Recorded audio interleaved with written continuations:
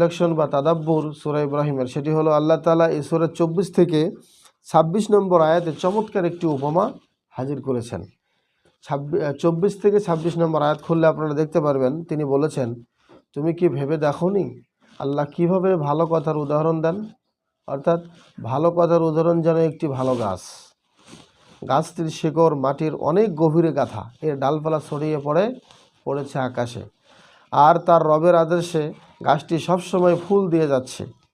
আল্লাহ মানুষের সামনে, মানুষদের সামনে এসব উদাহরণ তুলে ধরেছেন যাতে তারা এগুলো নিয়ে চিন্তা ভাবনা করে। আর খারাপ কথার উদাহরণ যেমন একটা খারাপ গাছ যেটাকে মাটি থেকে শেকড় সহ উপড়ে ফেলা হয়েছে, ফলে ওটা কোনোভাবেই দাঁড়িয়ে থাকতে পারতেছে না। আল্লাহ নিজেই বলে দিলেন মানুষ যাতে এই উদাহরণটি নিয়ে চিন্তা ভাবনা করে। তাই এখন থেকে কিছু বলবার আগে চিন্তা করুন আপনার কথাটি কোনো ক্যাটাগরিতে পড়ে, কোন ক্যাটাগরিতে আছে আপনার কথাটি, ভালো কথা নাকি খারাপ কথা। কথাটির শেকড় কি গভীরে গাথা, মানে কথাটি কি সত্যিই কোনো অর্থ বহন করে, নাকি ফালতু আলাপ, ফালতু কথা।